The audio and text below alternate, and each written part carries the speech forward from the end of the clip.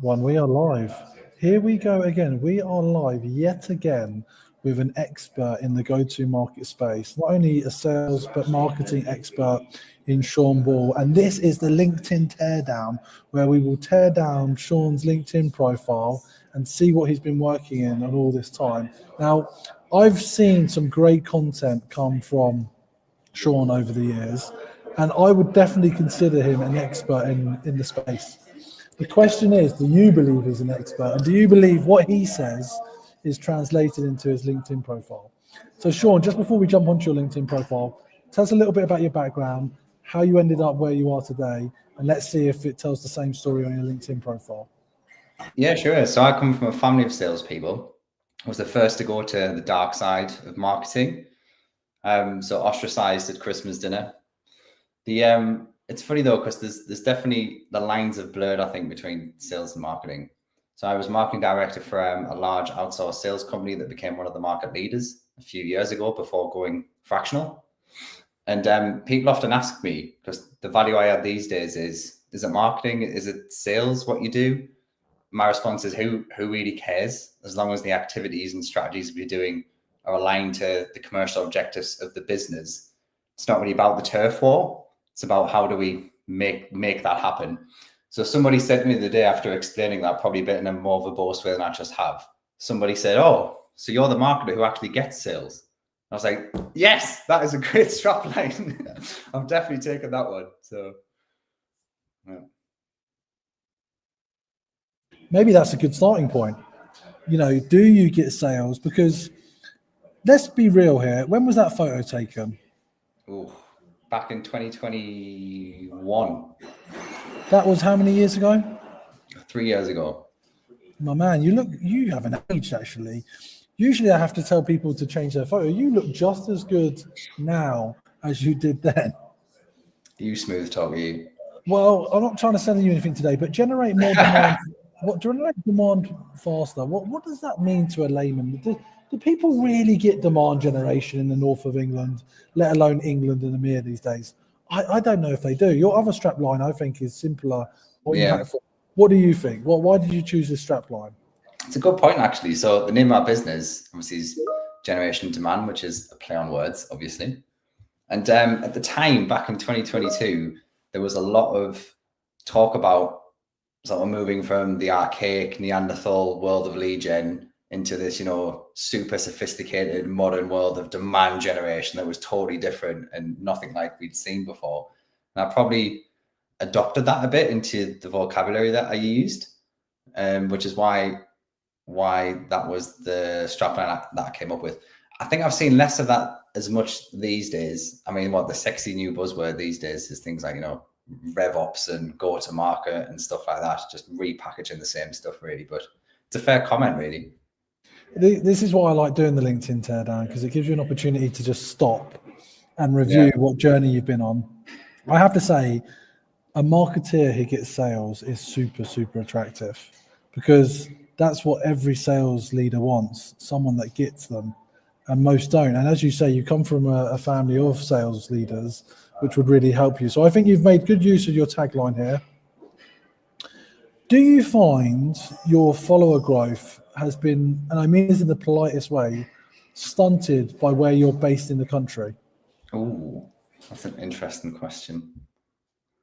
I probably, you know what it is, being totally candid with you, I probably haven't taken LinkedIn, the organic LinkedIn side of my own personal profile, as seriously as I could have over the last year or so since I launched the business, where I put a bit more effort into it. Probably a bit of cobbler's shoes, I guess, which is, you focus on the work that you're doing. In terms of, the LinkedIn bit's interesting. I'm going to come back to why you asked me that in a moment, but I think being in the northeast of England post-COVID, generally outside of LinkedIn, is less of a problem than it probably would have been pre-COVID. Most of my clients are in London or overseas. They don't really care where I live. In most cases. In fact, the other day I told someone I was going to be in London, one of my clients in London. I said, I'm going to be in London. Do you want to meet up? And they said, why? I was like, well, I thought it'd be nice to meet up in person. They were like, oh, no, it's fine. So maybe that says more about me. I don't know. But Well, I mean, it's hilarious these days. Like, I avoid meetings like the plague. It's a bit of a shame, but I feel like I'm at that stage in my career that you can either meet me at one of my events or we can have a short conversation. And even better, an audio note.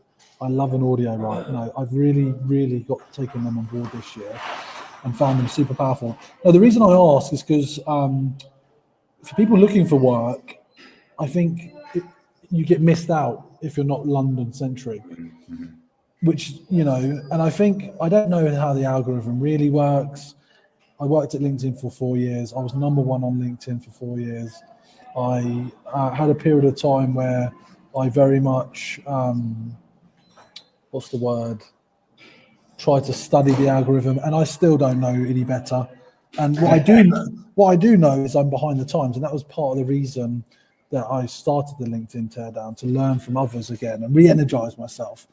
Just tell us about your LinkedIn strategy, or the LinkedIn strategies you've been advising of others right now, or what do you see work on LinkedIn from other people, and what don't you see?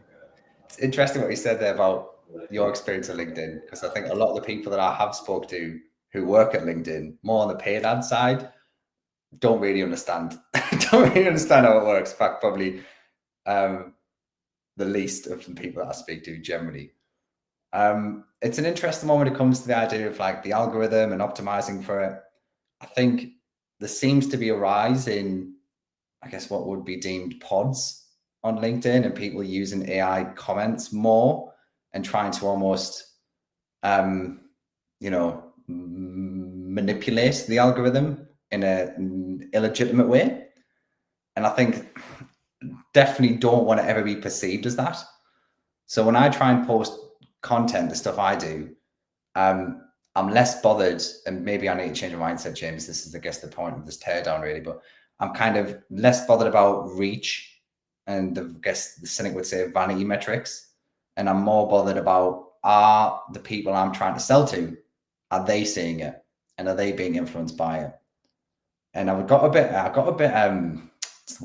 little bit, because my impressions on my posts definitely went down in the last few months. I think a lot of people have experienced this, and because I think LinkedIn changed the way it calculates that number. But I was a bit like, oh, hard to get any likes, any impressions. And then I've had so many people reach out to me, and just when I've been meeting them, they've been saying, oh, I really enjoyed the post that you did the other day. It really got me thinking. But I'm like, but you didn't like it though. And, well, yeah, so.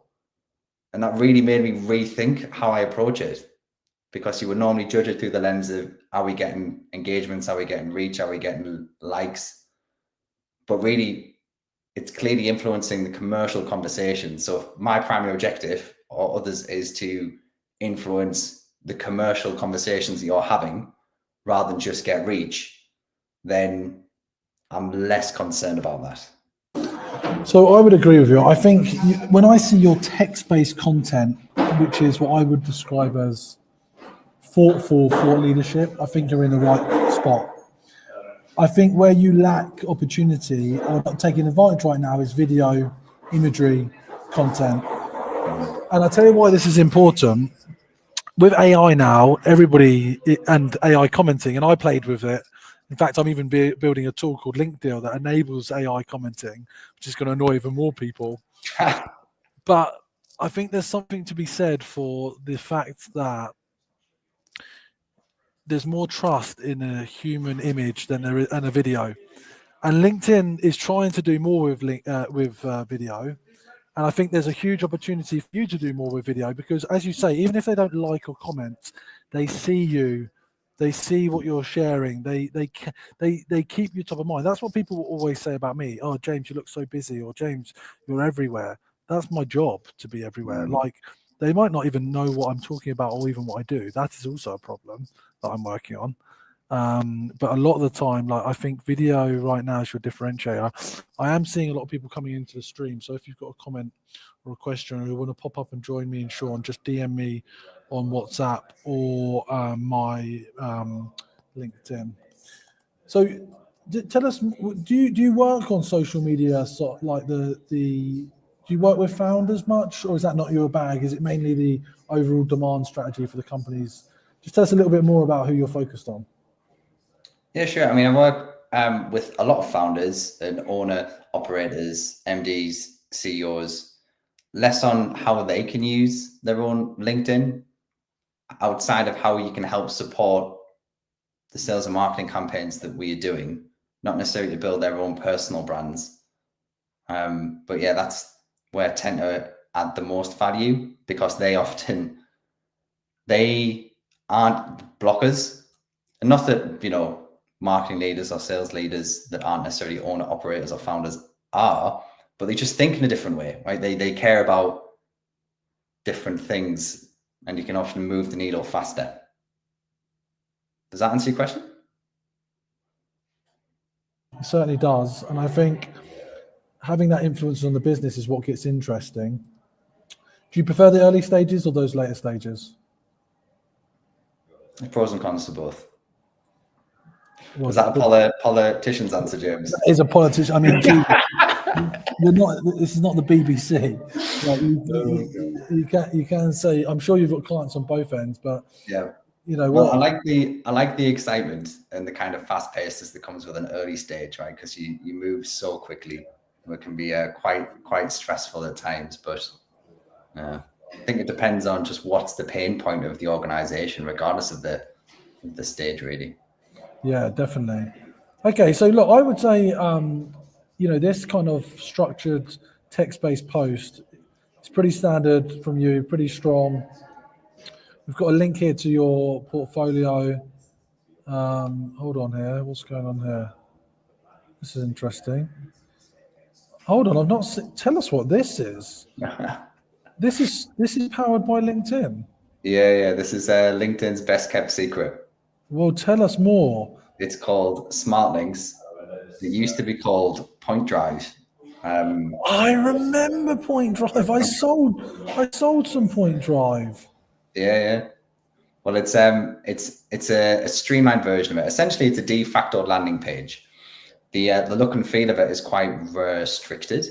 So you can see the person's picture and the name, the top left, as we can see, and then you can entitle it whatever you want. And then the tiles that you're scrolling through on the left there, as long as it's MP4 or PDF content, you will know exactly who's viewing what and for how long, without them being presented with a gated form, like the HubSpot documents work in that way.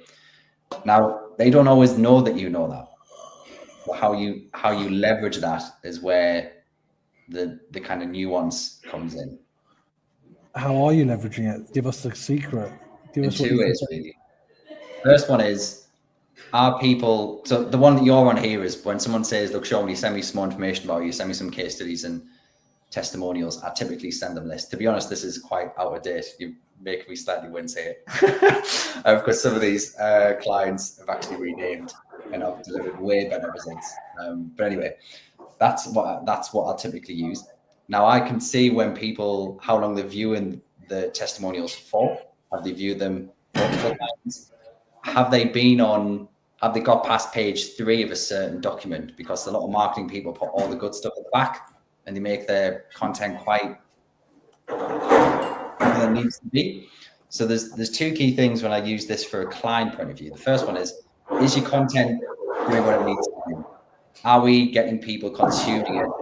How long they spend on each page? Does it need to be reformatted? Do we need say, different messages than we currently are? Then the second one, which is the most interesting, is if we can share this with sales colleagues to say that our target prospects are looking at this content. Here's their, use clay.com or something like that to find the mobile number. And if you can have an intelligent conversation and you can earn the right to have a better conversation with that person. Like for me, the keyword in MQL, Marketing Qualified Lead, is qualified. If we can maybe qualify what the person is interested in or what we think they are interested in before we speak to them, then we can ask better questions and rather than just going in cold.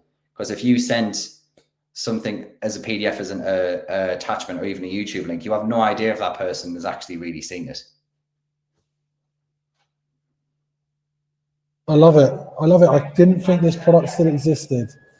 Do you have to have Sales Navigator to get access to it? It's part of Sales Navigator Advanced, which you can only buy through my affiliate link. I'm of course joking.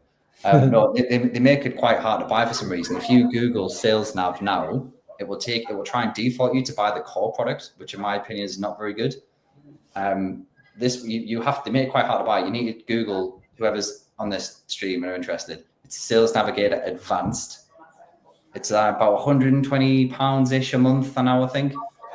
For me, more than worth it, just for this one feature. This has been a huge learning and a great way to end this LinkedIn teardown with John Ball. You have just blown my mind here. I didn't think this still existed. You've absolutely dropped some golden bombs today. Super helpful. This is the point of the teardown. We bring characters from different places, different stages of their LinkedIn journey. And this is the first time I think I've actually been shocked at something that I thought I would have known about, but didn't. So, Sean, it's been an absolute pleasure. If someone's got to this part, because this goes up on YouTube, it goes up on LinkedIn, they're still watching, they want to learn more about you, your business, what you do, what's your final parting thoughts for our audience? Click on my smart link and I'll know exactly who you are and what you're doing on the job. No, by all means, feel free to reach out to me on LinkedIn. I think basically where I had the most value is companies looking to drive more outcomes from the sales and marketing activities, but perhaps don't know how best to do it.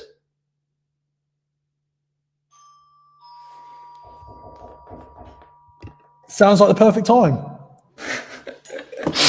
So thanks, cheers. I'm going to end the stream. Goodbye. Stay there.